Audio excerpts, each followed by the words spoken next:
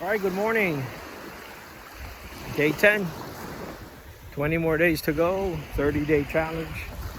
I am now going to walk a full 30 minutes today and 30 minutes back. I am walking on the beach. Look at that. Very nice, hard, super easy. And now, first couple days I couldn't do it. And I started walking on the soft sand. Man, that's hard. Today I'm going to take it easy, but I am going to walk an hour. I am coming back tonight, this evening, and I'll walk probably on the soft sand. I'm going to talk about two things today, and I'd like to talk about the life state, and I'm going to talk about elective share. So these are two things that you need to know.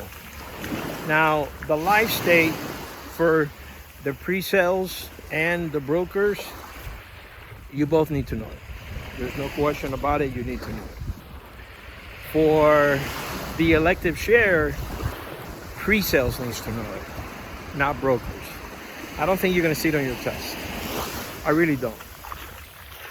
You do know, brokers, that the more you go to take the state test, and if you start to fail, what happens is they start to introduce more and more the pre-sales program.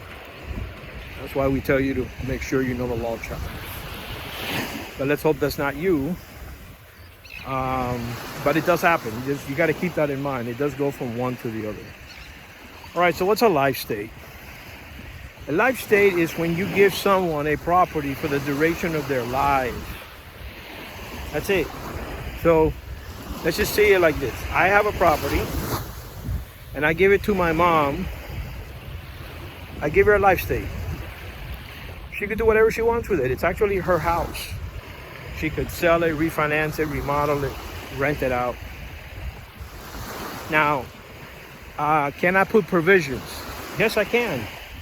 Mom, you can't rent it, you can't remodel it, you can't refinance it, you definitely can't sell it. It's my house. So you could put provisions. Upon her death, I want it to come back to me. What am I? I'm in a reversion state. Now, same thing. I have my mom, and I gave her a life state. Upon her death, I want the property to go to my daughter. My daughter is a remainder state. That's who she is. Now, here's a fun fact. And I've known about this, but I didn't quite really learn it about 2-3 years ago. And I talk about it quite a bit. You should consider, obviously talk to an attorney, and I'm definitely not one. If you have your own, if you own your property, obviously, you can give yourself a life state. Give it to yourself. And then you can make your kids, or whomever you're going to give it to, remainder man. Does the house have to be paid off? No. Will your taxes change? No. Will your insurance change? No. Everything stays the same. Now, why would you want to do that? Because upon your death, your kids or whomever you left the house to, they own the house the next day. There's no probate. You don't need a will. It's automatic. Automatic. If you die with a will and you didn't do the life state to yourself, you're still going to go to probate. Would it be quicker? Of course it's going to be quicker because everything is written down. But you're still going to go to probate. If you give yourself a life state and make whoever you want remainder man, they could sell it the next day. That's a beautiful thing. It really is. It's a beautiful thing. So something to consider.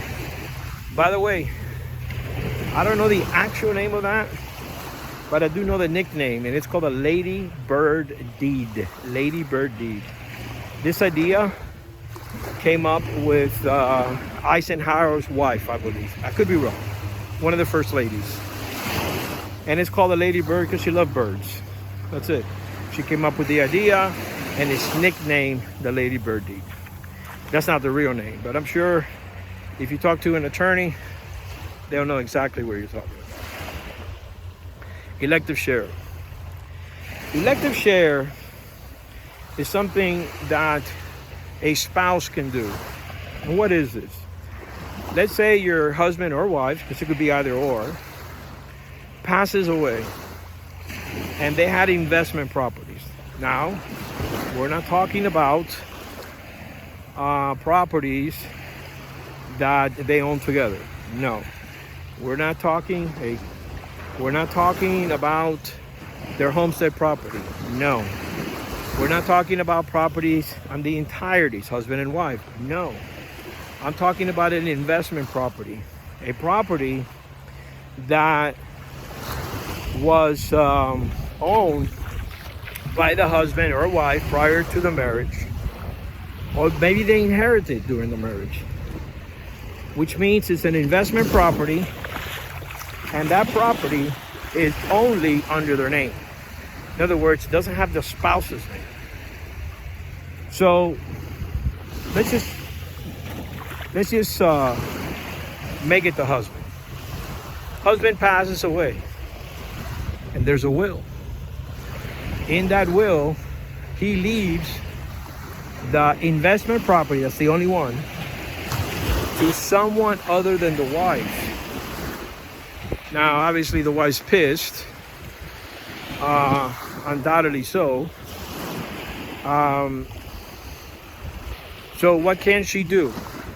She could run to the court system. She's going to have 120 days, which is 4 months, to file for what is known as elective share. When you file for elective share, she or he, right, because it doesn't matter, it could be a wife that did it to a husband, could now own 30% of that house and 30% of all personal property inside that house. But good luck, you know what I mean?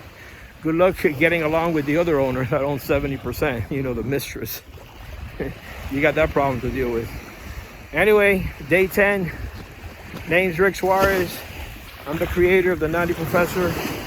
Go to my website. I have everything you need to do. I have the cheat code to passing this test. I promise you. Go there. Everything is super cheap.